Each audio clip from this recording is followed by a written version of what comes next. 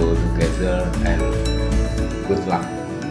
Dalam video pembelajaran fisika SMA kelas 11 berdasarkan kurikulum Merdeka, kali ini kita akan membahas tentang gerak lurus beraturan atau GLB. Apakah gerak lurus beraturan atau GLB itu? Ingin tahu? Oke, silahkan simak video pembelajarannya agar menjadi paham tentang GLB. Let's be smart, learn basic 2. Gerak lurus beraturan atau GLB, di mana gerak lurus beraturan atau GLB itu bisa didefinisikan atau sebagai definisinya adalah sebagai gerak suatu benda dengan kecepatan tetap, artinya besar maupun arahnya tetap atau tidak berubah, atau juga bisa didefinisikan gerak lurus beraturan sebagai gerak suatu benda pada lintasan lurus dengan kelajuan tetap. Perhatikan ilustrasi berikut. Ada sebuah mobil berwarna merah di sini berada di atas permukaan jalan raya, misalnya. Kemudian dia bergerak dengan kecepatan konstan. Nah, dengan kecepatan konstan di sini berarti pada selama dia bergerak, speedometernya menunjukkan nilai kelajuan yang tidak berubah. Marilah kita cari tentang yang pertama, yaitu kinematika gerak lurus beraturan atau GLB ini. Gerak lurus beraturan memiliki kecepatan tetap V, sehingga kecepatan rata-rata V rata-ratanya pada GLB ini sama dengan V.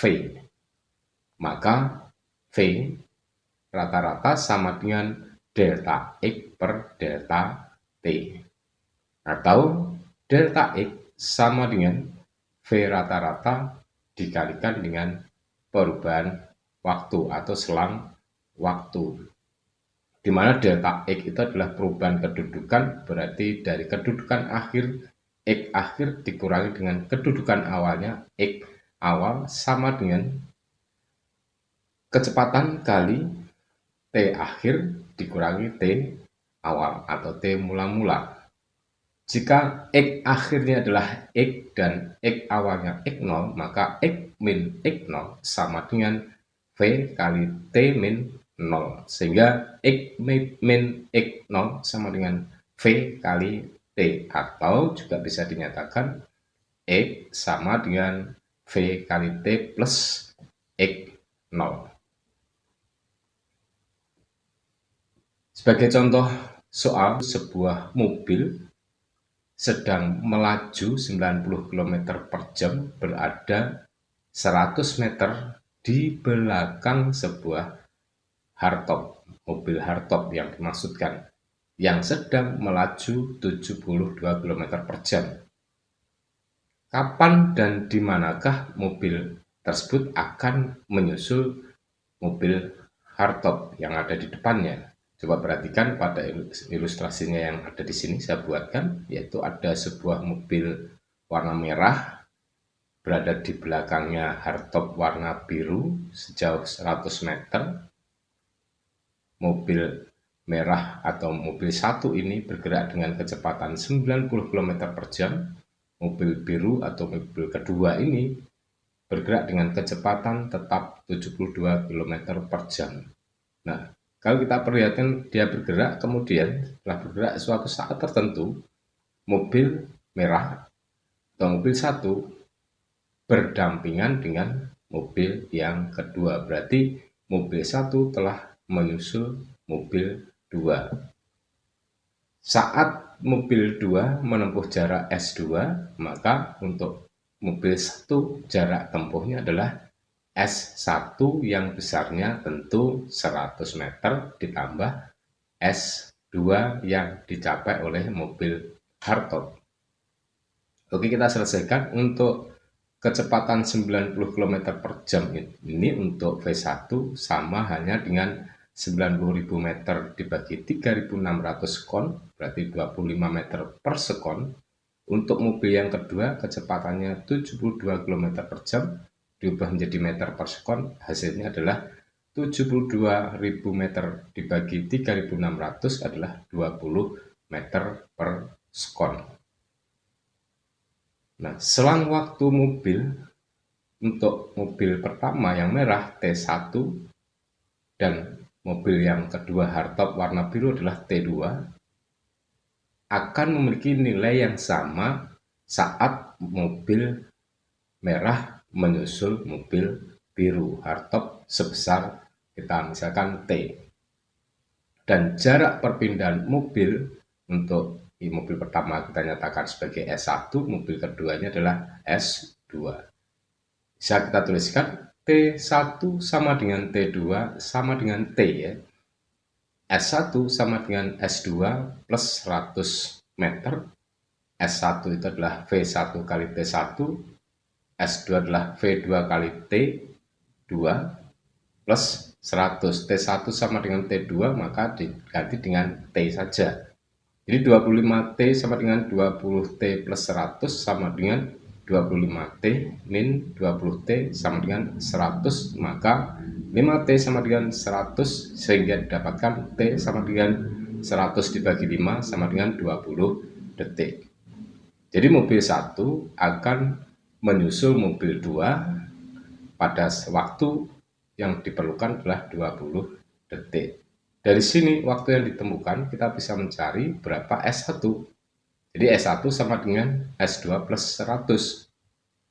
S2-nya adalah V2 kali T2, 20 kali 20 plus 100 sama dengan 400 plus 100, maka S1 sama dengan 500 meter.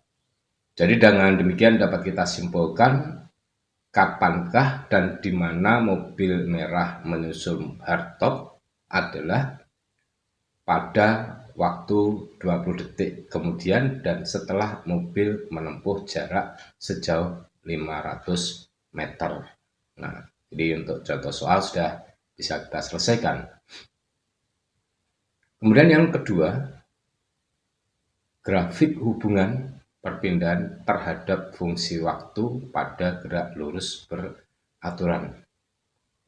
Nah, pada gerak lurus beraturan memiliki kecepatan tetap, berarti grafik hubungan perpindahan jarak S terhadap fungsi waktu T adalah berupa garis lurus atau linier. Kita lukiskan untuk sumbu X adalah fungsi waktu T dan untuk sumbu Y-nya adalah tentang masalah kedudukan atau posisi yang dicapai oleh benda di dalam geraknya. T dalam satuan sekon, S dalam satuan meter. Pada saat T1, kedudukannya adalah S1. Kalau kita tarik garis ke arah vertikal dan arah horizontal saling bertemu, titik potong pada suatu titik potong tertentu.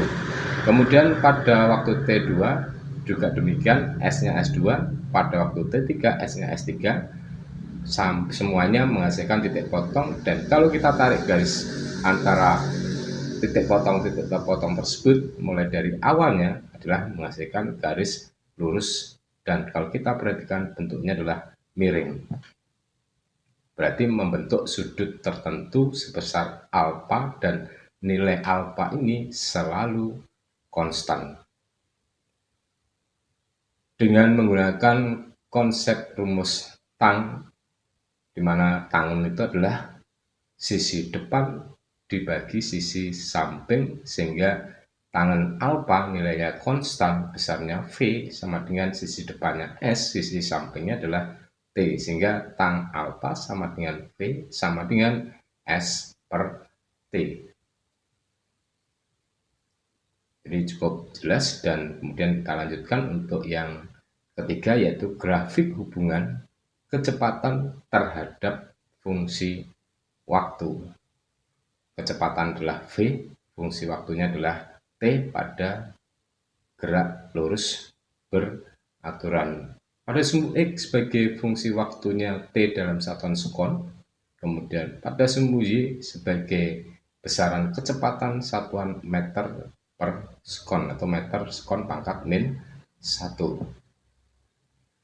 Pada saat posisi waktu T1 kecepatannya adalah V, pada T2 kecepatannya juga V, pada T3 kecepatannya adalah V karena GLB kecepatannya konstan. Sehingga kalau kita tarik garis maka menghasilkan suatu garis lurus horizontal, hubungan grafik antara kecepatan terhadap waktu. Nah, berapakah besarnya jarak yang dihasilkan atau perpindahan yang dihasilkan dari gerak lurus beraturan ini? Kita bisa perhatikan pada garis yang diarsir atau garis arsiran di sini dinyatakan sebagai S sebagai jaraknya dan merupakan bentuk luasan persegi. Maka untuk luas persegi itu rumusnya adalah panjang kali lebar. Panjangnya V, lebarnya T, maka untuk besarnya S, luas S ini adalah sama dengan V kali T, panjang kali lebar. Nah, ini adalah untuk hubungan kecepatan terhadap fungsi waktu T kita peroleh perumusan jarak atau perpindahan gerak benda. Sebagai contoh, grafik hubungan antara kecepatan terhadap waktu, lihat gambar di samping, tentukan kecepatan dan kelajuan rata-rata selama waktu 8 sekon. Ini adalah grafiknya, horizontal sebagai fungsi waktu T sekon dan vertikal adalah sebagai kecepatan V meter per sekon. Nah, kalau kita perhatikan grafiknya ini adalah ada yang ke arah positif, ada yang ke arah negatif. Kita selesaikan kecepatan rata-rata V-nya adalah V rata-rata delta X per delta T. Maaf, itu harusnya delta T.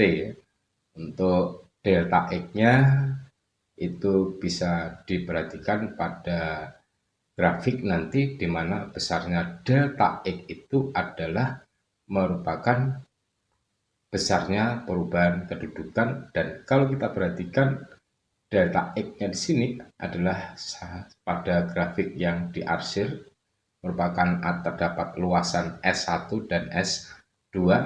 S1 bentuknya segitiga, S2 bentuknya trapesium. Nah, luas segitiga adalah setengah kali alas kali tinggi. Nah, sehingga dengan demikian dapat kita nyatakan besarnya delta X adalah sama dengan min S1. Kenapa min? Karena arahnya S1 di sini adalah dari grafik ke arah bawah berarti negatif. Sedangkan S2-nya berada di posisi ke arah atas berarti positif. Delta X berarti sama dengan 4 kali 3 per 2 rumus luas segitiga plus 4 plus 2 kali 3 per 2. Rumusnya untuk trapesium adalah luasnya jumlah sisi sejajar dikalikan tingginya dibagi 2. Nah, dengan adanya perumusan itu kita dapatkan delta X sama dengan min 6 plus 9 sama dengan 3 meter, maka V rata-ratanya adalah 3 per 8 meter per sekon.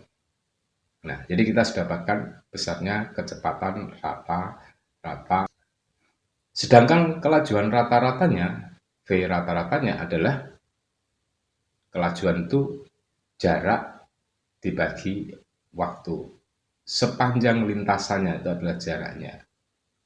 Jadi V rata-rata sama dengan X per T, X-nya adalah sama dengan S1 plus S2, tidak pengaruh dengan positif atau negatif. X sama dengan 4 kali 3 per 2 plus 4 plus 2 kali 3 per 2, sama dengan 15. Jadi 6 tambah 9 sama dengan 15, maka untuk V rata-ratanya tadi adalah X per T, X-nya 15, T-nya adalah 8, 15 per 8 sama dengan 17 per 8 meter per sekon.